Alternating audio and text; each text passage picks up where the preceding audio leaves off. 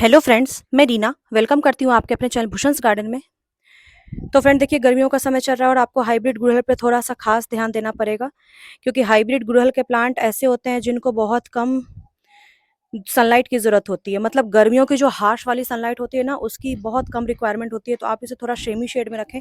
तो आज मैं आपको बताऊंगी कि घरेलू फर्टिलाइज़र से आप इसमें कैसे बहुत ज़्यादा क्वांटिटी में फूल पा सकते हैं।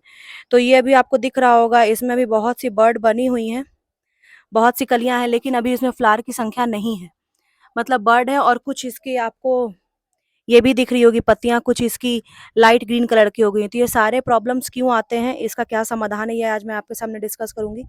तो ये हाइब्रिड गुड़हल के प्लांट को आप पहले तो बहुत ज़्यादा सनलाइट से हटाइए, क्योंकि अभी हार्श वाली गर्मी है, और गर्मी में मतलब 11 बजे की सनलाइट इसके लिए ठीक है, 11-12 बजे तक की।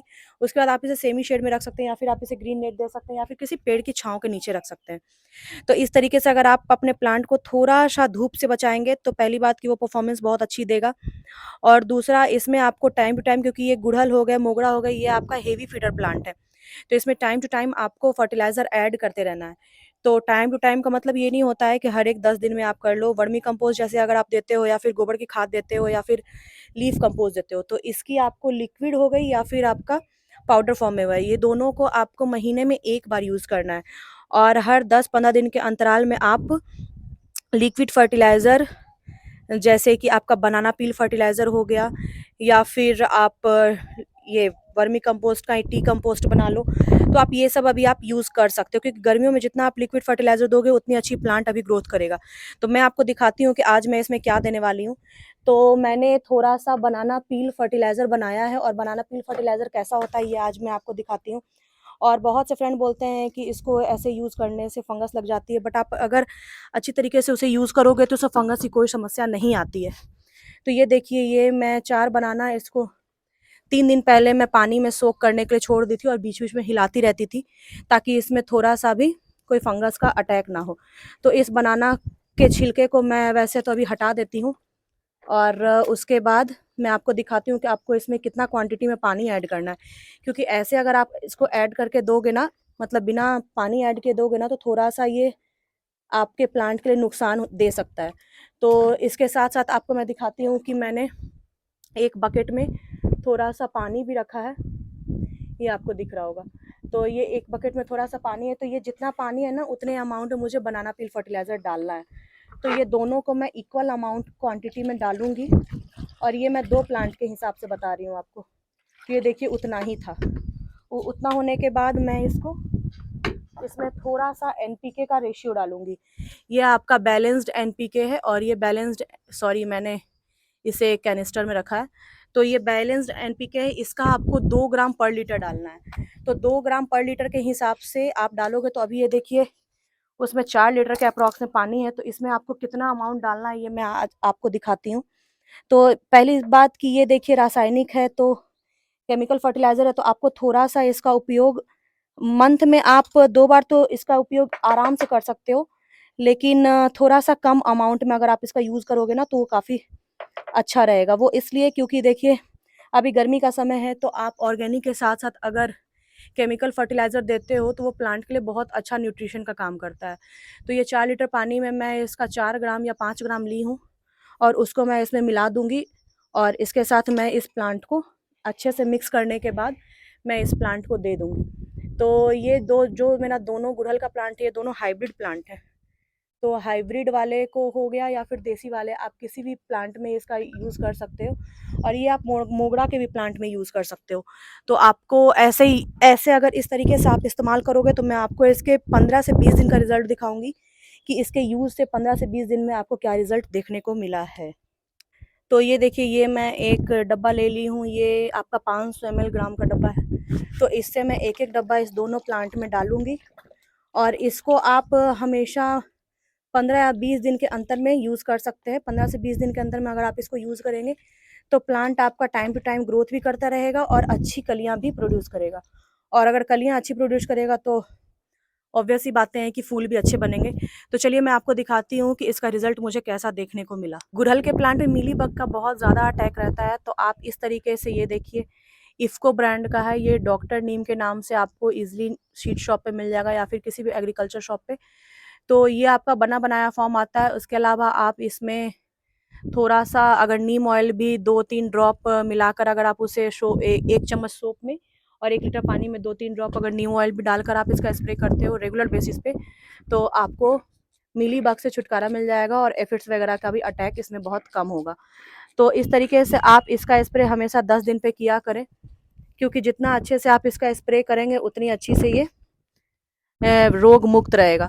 तो इसके अलावा आप रोगोड़ का आता है, वो भी आप यूज़ कर सकते हैं। रोगोड़ थोड़ा-सा सस्ते में मिल जाता है, तो वो बहुत से फ्रेंड के लिए और बहुत ही वो मतलब हार्श रहता है, थोड़ा-सा केमिकल ज़्यादा रहता है उसमें, तो आप उसका भी उपयोग कर सकते हो।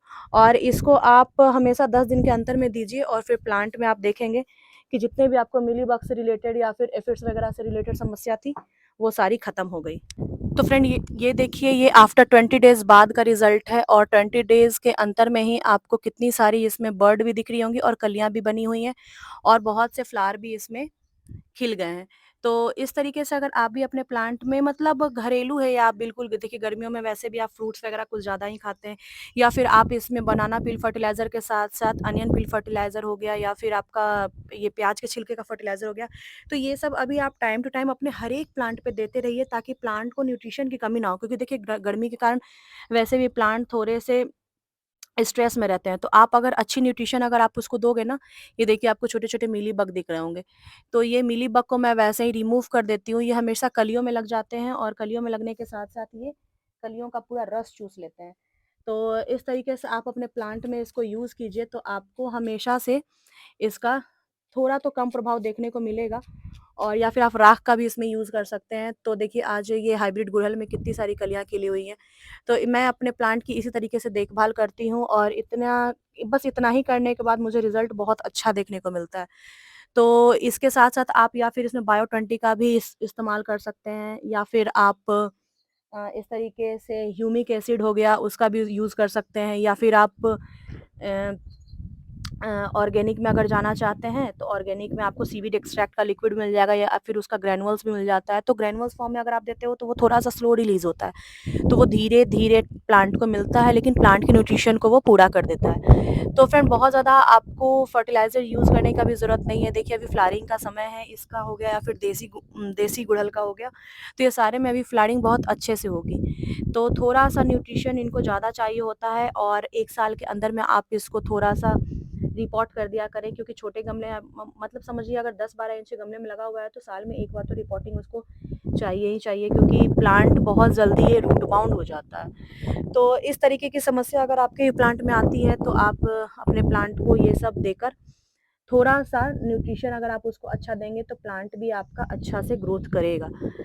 तो और इसके साथ-साथ आप कभी-कदाल अभी तो देखिए समर चल रहा है तो समर में आपको बहुत ज़्यादा केमिकल फर्टिलाइज़र यूज़ करने की ज़रूरत नहीं है। बहुत से फ्रेंड इसमें डीएपी भी डालते हैं, बट मैं डीएपी का अभी गर्मी में उतना इस्तेमाल नहीं करती हूँ। हाँ, जब कभी आपको लगे तो आप महीने 2 महीने में थोड़ा-सा नीम खली इसमें ऐड कर दिया कीजिए। उससे क्या होता है कि पौधों को थोड़ा-सा न्यूट्रिशन भी मिलता है और पौधे की जो पत्ती होती है ना उसको थोड़ा-सा मतलब वो, क्योंकि वो देखिए नीम खली आपका सॉइल में अगर आप ऐड करते हो तो सॉइल में पहली बात कि किसी भी तरीके का फंगस वगैरह का शिकायत नहीं होगा और टाइम टू टाइम आप महीने 1.5 महीने में एक बारी एप्सम सॉल्ट का भी यूज़ कर लिया करें। एप्सम सॉल्ट भी एक बहुत अच्छा ऑप्शन होता है, क्योंकि वो क्लोरोफिल की संख्या को मतलब प्लांट जितना आपका ग्रीन दिखेगा उतनी अच्छी वो अपनी पत्तियां भोजन बनाएगा और उतना ज़्यादा उसमें फूल आएंगे। तो एप्सम सॉल्ट भी एक बहुत अहम रोल होता है हर एक प्लांट के लिए। तो कभी कभी आप उसका फॉलियर स्प्रे स्प्रे कर दिया कीजिए या फिर कभी कभी आप सॉइल में मिक्स कर दिया कीजिए। तो ये आप दोनों तरीके से करेंगे तो प्लांट को न्यूट्रिशन कंप्लीट मिलता रहेगा। बहुत से प्लांट जाते हैं सॉरी बहुत से दोस्त मेरे नर्सरी जाते हैं और उनको बहुत सा फर्टिलाइज़र दे देते हैं कि आप ये डालिए, वो डालिए, तो आपको इतना कुछ भी करने का ज़रूरत नहीं है। देखिए, गुड़हल के प्लांट को फास्फोरस रिच फर्टिलाइज़र बहुत ज़रूरी होता है, वो phosphorus rich sorry potassium rich fertiliser. तो जितना अच्छा आप पोटेशियम दोगे उतनी अच्छी ये कलियाँ बनाएगा और उतनी अच्छी ये ग्रोथ करता रहेगा। तो बनाना पील फर्टिलाइज़र तो मुझे बेस्ट लगता है, मैं हमेशा से वही यूज़ करती हूँ। Okay friends, bye, take care, अपना ख्याल रखिएगा।